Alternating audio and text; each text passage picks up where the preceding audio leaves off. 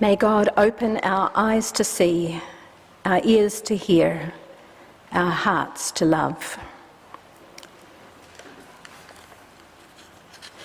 This morning I'm going to talk about rest, about the promise in Matthew's Gospel where Jesus assures the disciples, "Come to me, all you that are weary and are carrying heavy burdens, and I will give you rest."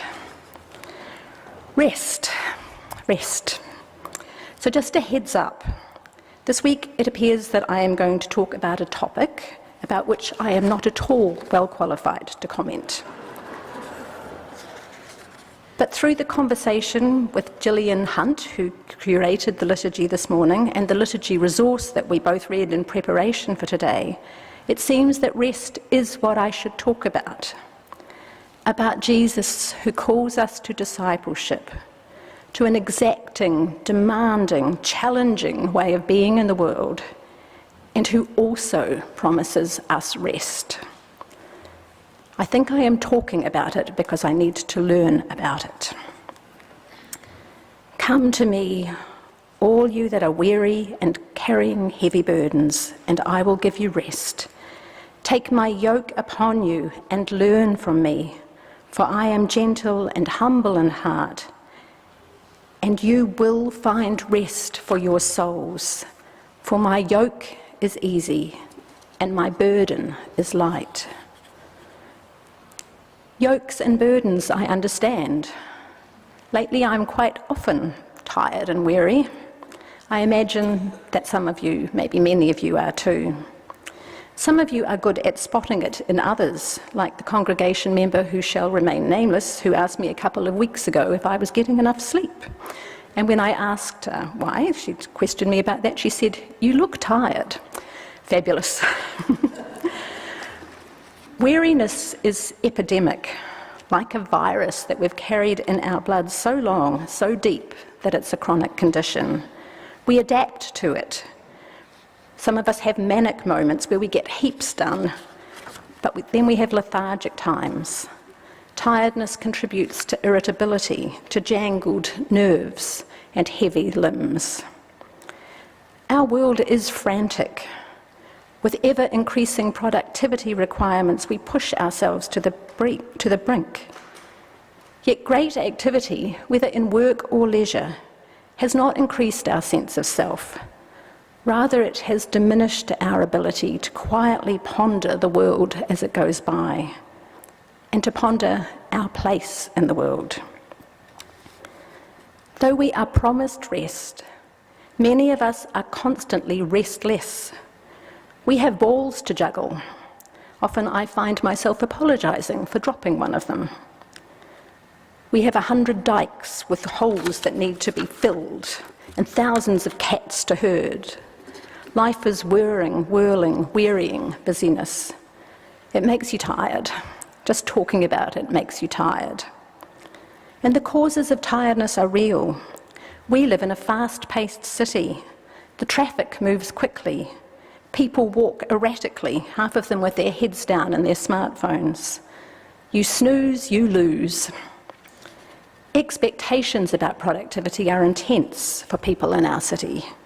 Being connected electronically to everything all the time via the internet means it's possible to work day and night.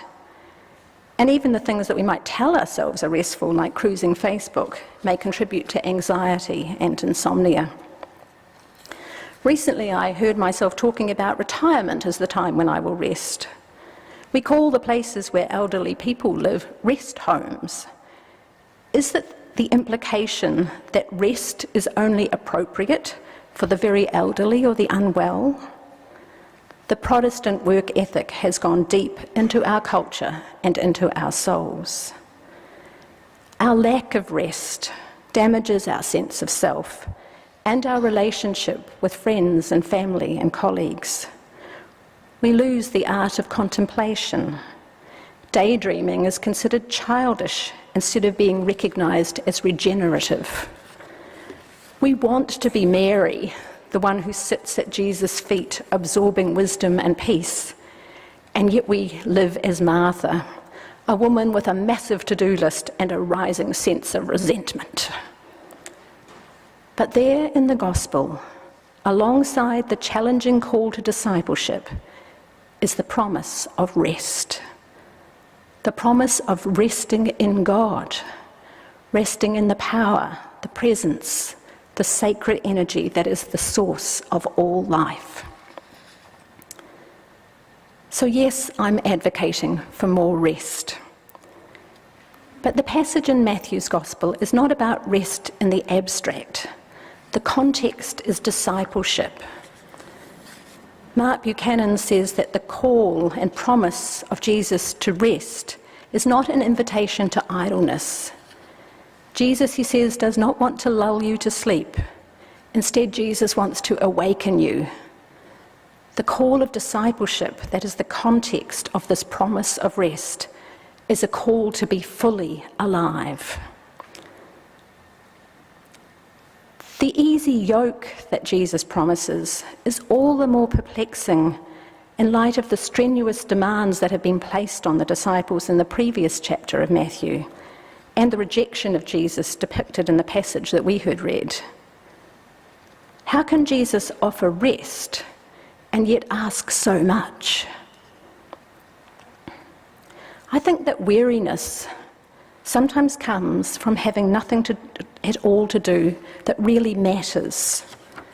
The easy yoke means having something to do, a purpose that demands your all and summons forth your best. It means work that is motivated by a passionate desire to see God's reign realised. It means work toward a certain future in which all of God's dreams will finally come true. And Jesus' promise is that we are never alone in this work. The burdens that we bear, personal and pastoral, individual and communal, societal, national and global, are many. There are burdens related to the life of this church community at the moment. Massive amounts of money required to care for this heritage building that far outstrip our capital reserves. Our operating budget in crisis because of the loss of the tenancy at Pilgrim House that funded our office administrator, leaving some of us stretched physically and emotionally. The reports from the recent census tell us what we already know about declining denominational numbers. I think sometimes we think if ministers and lay people could just work harder, the church might be saved. But perhaps it is not up to us to save it. If we are truly resurrection people, death is not the end. It might be necessary to ask some hard questions about the source of our fatigue. To what extent is it the result of misplaced and misguided perpetuations of church? Where is the call to discipleship taking us now? I suspect that a lot of our weariness comes from holding up structures that need to change, defending doctrines that long ago demanded to be reimagined, and maintaining ecclesial institutions that are in need of reform. The challenges that face the church are the kind that mandate imagination, creativity and energy, all of which are difficult to engage when fatigue has taken hold. Much of what the institutional church chooses to pay attention to talk about, to put efforts towards, is neither meaningful nor life-giving. The answer is not to work harder, Jesus says. The answer is to allow ourselves to rest in God. Sometimes we try too hard, when in reality there might be a way that is less complicated and less physically and emotionally demanding. There is a wonderful scene in the first Lord of the Rings movie, and I confess that I didn't read the books and I only saw the first movie and I kind of fell asleep toward the end of it, but this is a good scene. So, don't expect me to be an expert on Tolkien. In this scene, the Fellowship of Travellers must enter into the ancient mines of Moria for a perilous but ultimately redemptive journey. It is their one and only way through the treacherous mountains to a place of safety. The problem is that the huge stone doors leading into the mines are sealed, and over the arch of the door is written in Elvish an inscription, "The doors of Durin, Lord of Moria. Speak, friend, and enter." So the hobbit Merry asks the wise leader, Gandalf, what this means. "It's quite simple," he says. "If you're a friend, you speak the password and the doors will open." Gandalf then musters his powers and a deep and solemn voice utters an ancient incantation. Nothing happens, nothing whatsoever. He speaks again in a powerful and authoritative voice. Again, nothing. He starts losing it a little. He pushes the door, he shouts, he gets angry. Nothing. Hours later, they are still there, bored and anxious. Gandalf muttering incantations like a crazy person. The door hasn't budged. Gandalf sits down, his back to the door. He's weary and defeated. And Frodo, the hobbit, looks up and reads the inscription once again. "Speak, friend, and enter." "It's a riddle," he says. "Gandalf, what is the Elvish word for friend?" Gandalf is puzzled and a bit annoyed. "Melon," he says. And as he utters this one word, after hours of erudite incantations, the door swings open. Sometimes we try too hard.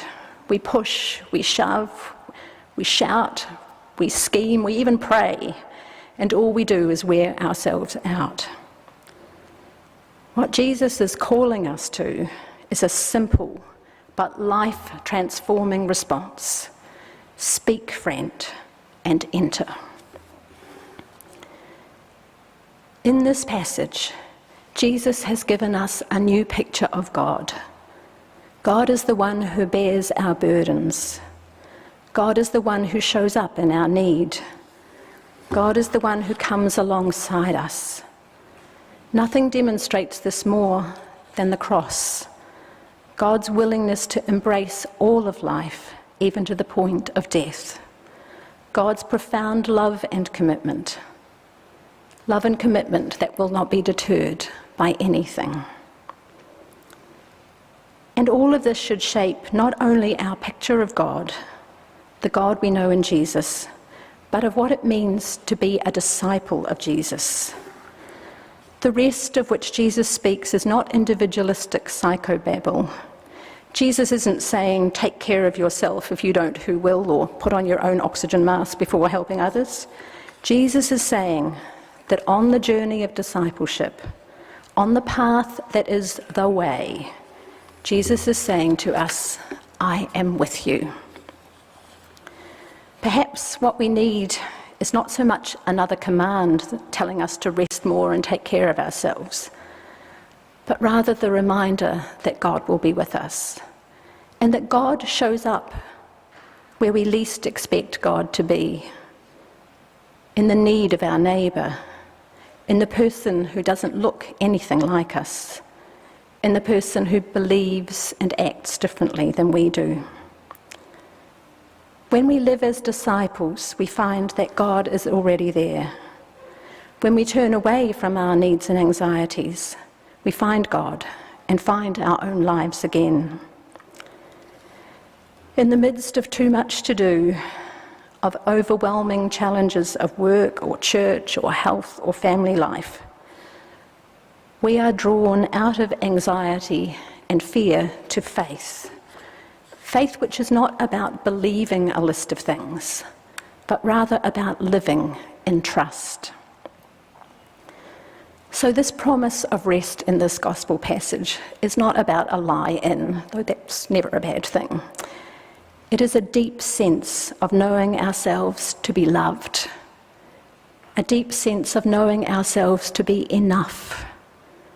We are called to rest in the sacred source of life and love. For through resting in God comes the possibility of risking for God a new future for ourselves, for our community, and for our world. So rest now in this divine presence and know the promised blessing of deep peace.